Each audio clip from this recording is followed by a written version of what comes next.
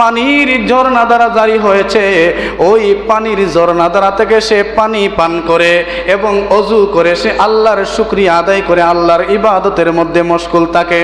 ইয়া রাসূলুল্লাহ, ইয়া হাবিবাল্লাহ, আমি আপনাকে এই ঘটনাটা বলতে চাই, সে 500 বছর ইবাদত করার পরে সে আল্লাহ পাকের দরবারে বলল, আয় রব্বুল আলামিন, আমাকে যখন এই পাহাড়ের চূড়ায় মৃত্যু দিবেন, ওই মৃত্যুটা যেন আমার সিজদারত অবস্থায় হয়ে যায়। সুবহানাল্লাহ। ওই ব্যক্তি বলছে, রব্বুল আলামিন, এই পাহাড়ের চূড়ার মধ্যে আপনি আমাকে যখন মৃত্যু দিবেন, ওই মৃত্যুটা যেন আমার সিজদারত অবস্থায় হয়ে যায়। আমার আল্লাহ ওই ব্যক্তির দোয়া কবুল করে নিলেন।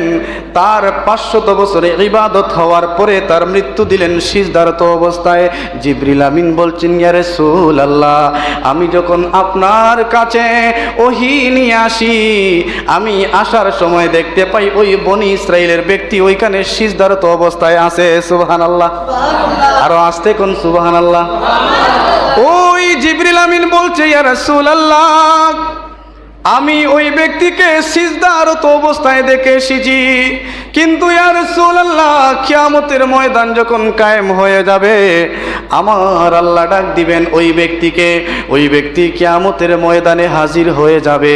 হাজির হওয়ার পরে আল্লাহ ডাক দিয়া বলবেন, ও ফেরেশতা, আমার এই বান্দাকে তুমি আমার রহমতে বেহেশতের মধ্যে প্রবেশ করিয়ে দাও। ওই ব্যক্তিকে যখন বেহেশতের মধ্যে নিয়ে যাওয়ার জন্য ডাকা হবে, ওই ব্যক্তি ডাক দিয়া বলবে, রব্বুল আলামিন, আমি 500 বছর আপনার ইবাদত করেছি, আপনার শুকর গুজার করেছি, আমি নফল বন্দেগী করেছি। ও রব্বুল আলামিন, আজকে কিয়ামতের ময়দানে আমার 500 বছরের ইবাদত দিয়ে আমি বেহেশতে যেতে চাই। আল্লাহ ডাক দিয়া বলবেন, বান্দারে, আমি তো বলছি তোমাকে আমার রহমতে বেহেশতের মধ্যে দিতে, তুমি বলতেছো তোমার ইবাদতের মধ্যে বেহেশতে যেতে চাও। যাও যাও, আমি তোমার কথা কবুল করে নিলাম। ফেরেশতাদেরকে ডাক দিলেন, ও ফেরেশতা, তার 500 বছরের ইবাদত একটা পাল্লার মধ্যে রাখো, আর তার শরীরের মধ্যে যে 2টা চক্ষু দিয়েছি, ওই 2টা চক্ষু আরেকটা পাল্লার মধ্যে রাখো। সুবহানাল্লাহ। আরো আস্তে কোন সুবহানাল্লাহ। আরো জোরে জোরে বলেন সুবহানাল্লাহ। ওই ফেরেশতারা ওই ব্যক্তির 2টা চক্ষুকে একটা পাল্লার মধ্যে রাখলেন, তার 500 বছরের ইবাদত আরেকটা পাল্লার মধ্যে রাখলেন। রিয়াদুস সালিন কিতাব বর্ণনা করে আমার আল্লাহর ওই 2টা চক্ষুর ভাড়া, ওই 2টা চক্ষুর ভাড়া একটা পাল্লার মধ্যে বাড়ি হয়ে গেল, আর তার 500 বছরের ইবাদত নিচের মধ্যে পড়ে গেল। সুবহানাল্লাহ। আল্লাহ ডাক দিয়ে কয়, ও ফেরেশতা, আমার এই বান্দাকে এক্ষুনি জাহান্নামের মধ্যে নিয়ে যাও। সুবহানাল্লাহ। আল্লাহ যখন নির্দেশ দিলেন তাকে জাহান্নামের মধ্যে নিয়ে যাওয়ার জন্য, ওই 500 বছরের ইবাদতওয়ালা ব্যক্তি ডাক দিয়া বলে, আল্লাহ গো, আমি ভুল করেছি, আমি বুঝি নাই। আয় রব্বুল আলামিন, এখন আমি স্বীকার করতেছি, আপনি আপনার রহমতের বিনিময়ে, আপনার করুণার বিনিময়ে, আপনার আস্তাগফিরুল্লাহর বিনিময়ে, আপনার ইন্নাল্লাহ গাফুরুর রহিমের বিনিময়ে আপনি আমাকে বেহেশতের মধ্যে দাখিল করে দেন। সুবহানাল্লাহ। আল্লাহ ডাক দিয়া বলে, তামক, ফেরেশতারা ওয়াইট, আমার বান্দা আমার রহমতের ওসিলা নিয়েছে, আমি আমার বান্দাকে কয়েকটা প্রশ্ন করতে চাই। আল্লাহ ডাক দেয়া কয়, বান্দা শুনো শুনো শুনো, আমি তোমাকে নাম্বার 1 প্রশ্ন করতে চাই, তোমাকে কে সৃষ্টি করেছে? ওই বান্দা ডাক দেয়া কয়, রব্বুল আলামিন, আপনি আপনার রহমতের বিনিময়ে আমাকে সৃষ্টি করেছেন। আল্লাহ ডাক দেয়া কয়, বান্দা তোমার মালিক কে? ওই ব্যক্তি ডাক দেয়া কয়, রব্বুল আলামিন, আপনি তো আমার মালিক। আল্লাহ ডাক দেয়া কয়, তোমাকে পাহাড়ের চূড়ার মধ্যে সিজদারত অবস্থায় মৃত্যুবরণ দিয়েছে কে? বলে, আল্লাহ আপনি দিয়েছেন। বলেন, তোমার দোয়া কবুল করেছে কে? বলছে, আল্লাহ আপনি করেছেন। আল্লাহ ডাক দিয়া কয়, ওই পাহাড়ের চতুর্দিকে লবণাক্ত পানির মধ্যে সুপ্রিয় পানি তোমাকে কে দিয়েছে? ওই ব্যক্তি ডাক দিয়ে কয়, আল্লাহ আপনি দিয়েছেন। আল্লাহ ডাক দিয়ে কয়, এখানে কোনো খাবার দাবারের ব্যবস্থা নাই, ওইখানের মধ্যে আনার ফলের গাছ কে সৃষ্টি করে দিয়েছে? ওই ব্যক্তি ডাক দিয়ে কয়, রব্বুল আলামিন, সব কিছু আপনার দয়া। এরপরে আল্লাহ বলেন, বান্দারে 500 বছর ইবাদত করার শক্তি সামর্থ্য তোমাকে কে দিয়েছে? সুবহানাল্লাহ। চিন্তা করছেন আজকে আমাদের সমাজে কিছু মুসলিলাই আছে, 2-4 রাকাত নামাজ পড়ে, মাঝে মাঝে কিছু টসপি টিপাটিপি করে, মনে করে গ্রামের মধ্যে আমি মনে হয় বেশি বড় মুসল্লি, ঠিক কিনা বলেন? এটি 500 বছর ইবাদত করিয়া কিচ্ছু নাই, কিচ্ছু নাই, সব শেষ হয়ে গা। আল্লাহর রহমতের কাছে সব তুচ্ছ। এই জন্যে আমার এই আলোচনাটা আজকে এই জন্য করতেছি যে আমাদের ইবাদত হবে শুধুমাত্র আল্লাহকে খুশি করার জন্যে। আমি অনেক ইবাদত করছি, আমি অনেক বড় মুসল্লি, আমি বড় এন্ডাসুরা, এই জন্যে না। ইবাদতটা হবে এইভাবে যে আমি শুধু আল্লাহর ইবাদত করতেছি। কেননা আল্লাহ বলছেন, ওয়ামা খালাকতুল জিন্না ওয়াল ইনসা ইল্লা লিয়াবুদুন, আমাকে সৃষ্টি করেছেন তো শুধু তার ইবাদতের জন্য, ঠিক কিনা বলেন? এই জন্য যুবক ভাইয়েরা, ওই ব্যক্তিকে আল্লাহ এই প্রশ্নগুলা করার পরে বলছে, আল্লাহ আপনি তো সবই করেছেন।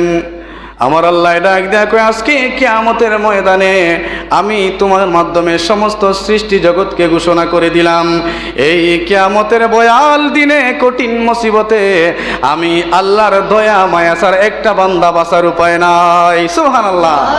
রিয়াদুস সালিহিন কিতাবের মধ্যে মুহাদ্দিসিন এই ঘটনাটা বর্ণনা করেছেন। এর ব্যাখ্যা হচ্ছে যে একজন মুসলমান, একজন ইমানদার মুমিন, তার উদ্দেশ্য থাকবে শুধু আল্লাহকে খুশি করার জন্য ইবাদত, যে আমি অনেক বড় ইবাদত করে হামসে বড় কোন হয়, দিলসে বড় বহত হয় হয়ে গেছি, এরকম না।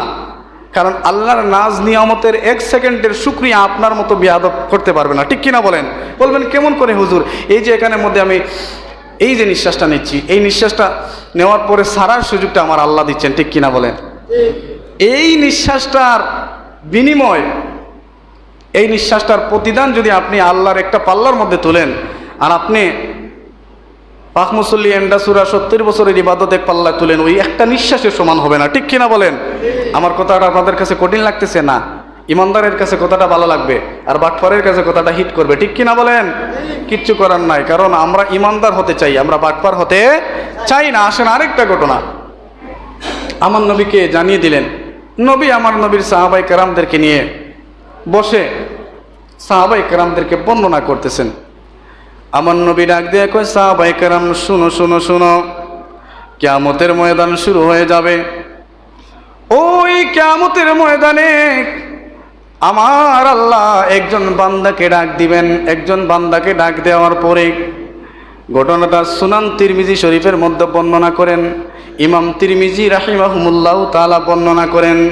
আমার নবী বলছেন, আল্লাহ বান্দাকে ডাক দিবেন। বান্দাকে ডাক দেওয়ার পর আল্লাহ বান্দার সামনে যাবে। বান্দার সামনে যাওয়ার পরে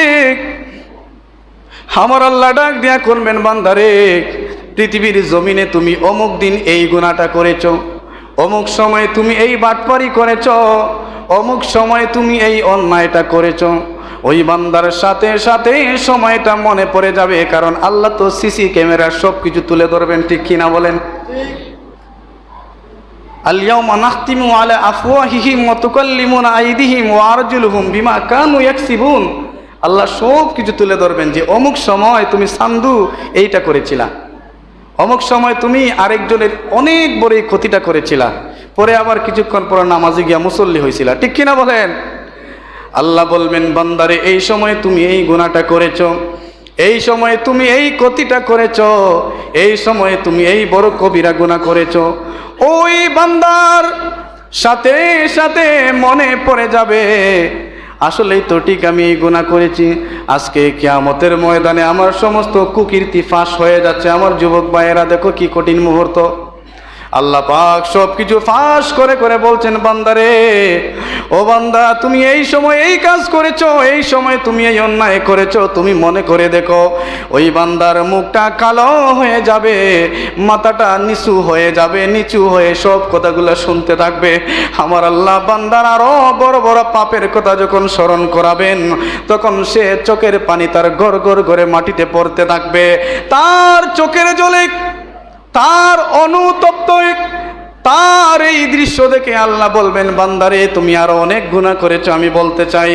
ওই বান্দা যখন হাউমাউ করে কিয়ামতের ময়দানে কাঁদতে থাকবে, আমার আল্লাহ যখন তার পাপের বর্ণনা দিতে থাকবেন, বান্দা শুধু কাঁদতে থাকবে কাঁদতে থাকবে। আল্লাহ এক পর্যায়ে বলবেন, বান্দারে শোনো শোনো শোনো, আজকে আমি তোমাকে ওই সমস্ত গুনাহ আমি আল্লাহর রহমত দিয়ে তোমার গুনাহগুলাকে সওয়াবে পরিবর্তন করে দিলাম। সুবহানাল্লাহ। বান্দাটা মাথা যখন উপর দিকে তুলবে, তোলার পরে বলবে, আয় আল্লাহ, আপনি আমার যে পাপের কথাগুলা বর্ণনা করতেছেন এগুলা তো সামান্য, আমি আরো বড় বড় পাপ করেছি ওইগুলা তো বলেন নাই, ওইগুলার ক্ষমার কথা তো আপনি আমাকে বলেন নাই। আল্লাহ ডাক দিয়া কয়, বান্দারে, ও বান্দা শুনো শুনো শুনো, আমি তোমার ছোট বড় সমস্ত গুনাহ ক্ষমা করে দিচ্ছি, তার একটাই কারণ, আমার রহমতের বিনিময়ে। সুবহানাল্লাহ। আমার নবী এই হাদিস খানা যখন বর্ণনা করেছেন, ওই সময়ে বান্দা যখন আল্লাহকে বলছে, আল্লাহ আমার আরো বড় বড় যে গুনাহগুলো রয়েছে আপনি আমার ওই গুনাহগুলো ক্ষমা করে দেন। আমার নবী বলছেন, সাহাবায়ে কেরাম বলছেন, নবী আমার যখন এই কথাটা বলছেন, আমার নবীর নুরানি চেহারা থেকে হাসি বের হয়ে গেল। সুবহানাল্লাহ। মুহাদ্দিসিনে কেরাম বর্ণনা করতেছেন, আমার নবী এই জন্যে মুস্কি হেসে দিয়েছেন, কারণ বান্দা আর আল্লাহর প্রেমের দৃশ্য দেখে কিয়ামতের ময়দানে আমার নবী মুস্কি হেসে দিবেন। সুবহানাল্লাহ। সুনান তিরমিজি শরীফের মধ্যে এই হাদিস খানা বর্ণনা করেন। হাদিসের ব্যাখ্যা, হাদিসের বিশ্লেষণ হচ্ছে, এরপরে নিচে আরেকটা হাদিস মুসলিম শরীফের মধ্যে বর্ণনা করেন যে কিয়ামতের মাঠে এই কঠিন বিপদে আল্লাহ ওই ব্যক্তিকে এই জন্য ক্ষমা করে দিবেন, যে ব্যক্তি পৃথিবীর জমিনে তার আরেক মুমিন ভাইয়ের বিপদের সময় সে সহযোগিতা করবে, এই জন্য আল্লাহ তাকে ক্ষমা করে দেবেন। সুবহানাল্লাহ। মানে এই রহমতটা এই জন্য হচ্ছে, একজন মানুষ বিপদে পড়ছে, সে অনেক বড় বিপদে, আপনি তার বিপদের মধ্যে, সে মানুষটা অনেক ভালো কিন্তু কোনো একটা কারণে বিপদের মধ্যে পড়ে গেছে, আপনার সহযোগিতা করার সামর্থ্য আছে, টাকা আছে, শক্তি আছে, জ্ঞান আছে, বুদ্ধি আছে, আপনি বিচারি, মানে ওই ব্যক্তিকে সহযোগিতা করার মতো সব রকমের সুযোগ আছে। আপনি যদি তার বিপদের সময় আপনার সহযোগিতার হাত বুলিয়ে দেন, কাল কিয়ামতের ময়দানে আমার আল্লাহ আপনার দিকে আল্লাহর রহমতের হাত বের করে দেবেন। সুবহানাল্লাহ। আজকে আমাদের সমাজে যদি কেউ বিপদের মধ্যে পড়ে, তার নৌকাটা যে অর্ধেক ডুবে, আপনি লাত্তি দিয়া তার নৌকা পুরাপুরি ডুবাইয়া দেন, ঠিক কিনা বলেন? বাস্তব। একজন মানুষ যদি কোনো অসুবিধার মধ্যে পড়ে, হুফা পড়ছে, কারণ আমরা আরেকজনের বিপদ দেখলে হাসি আর নিজের বিপদের সময় কান্দি, ঠিক কিনা বলেন? এই জন্যে আমার নবী মুসলিম শরীফের মধ্যে বলেন যে কোনো মানুষ বিপদে পড়েছে, মনে করেন অনেক বড় রোগের মধ্যে পড়ে গেছে, টাকা নাই পয়সা নাই, সে তার ডাক্তার দেখাবে, সে ওষুধ খাবে, সে এক জায়গায় যাবে, তার এই সামর্থ্য নাই, তোমার সামর্থ্য আছে, তুমি সহযোগিতার হাত বাড়িয়ে দাও, কিয়ামতে দেখবা আল্লাহ তোমার দিকে সহযোগিতার হাত বাড়িয়ে দেবেন। সুবহানাল্লাহ। চাচা, আমার যুবক পায়েরা, আজকে আমাদের সমাজে এগুলা নাই। আমাদের সমাজে শুধু হিংসা বিদ্বেষ, ভিতরে ভিতরে বদ, কারে মেরে কে বড় হব, কারে কি করে ছোট করে কি করে প্রতিশোধ নেব, কি করে তার নৌকা ডুবিয়ে নিজের নৌকা ছাঙ্গা করবো, এই চিন্তায় আমরা ব্যস্ত। এই জন্যে গত কয়েকদিন আগে ওয়ান্ডার অফ মডার্ন সায়েন্স গবেষণা করে দেখেছে, আমাদের পৃথিবী যে টাকা যার কাছে বেশি, শ্বশুরের কাছে সে যোগ্য জামাই। টাকা যে ছেলের বেশি, এই ছেলে আমার আদরের দন। যেই ছেলের যে দুলাভাইয়ের টাকা বেশি, শালাশালির কাছে সেরা দুলাভাই, ঠিক কিনা বলেন? যে স্বামীর কাছে টাকা পয়সা বেশি, বউয়ের কাছে আমার প্রিয় জামাই, ঠিক কিনা বলেন? যে ভাইয়ের কাছে টাকা পয়সা বেশি, সেই ভাই বোনের কাছে বড় ভাই, ঠিক কিনা বলেন? কারণ কি? সব সেলফিস্ট, সব স্বার্থ। এগুলোই কিয়ামত। নামাজ পড়তে পারলেন না, আপনার কিয়ামত সন্নিকটে, আপনার ভিতরে আরেকজনের ক্ষতি করার চিন্তা নিয়ে ঘুরতেছেন, হঠাৎ আজরাইল চলে আসছেন, বলবেন 1 মিনিট সময় নাই, এই চিন্তাটা আপনার মধ্যে নাই। আমরা শুধু দুনিয়ার মোহমায়ে পড়ে, আমরা দুনিয়ার লুভ লালসায় পড়ে, দুনিয়ার নেতৃত্বের মধ্যে পড়ে ইয়াজিদের মতো হয়ে যাচ্ছে, ঠিক কিনা বলেন?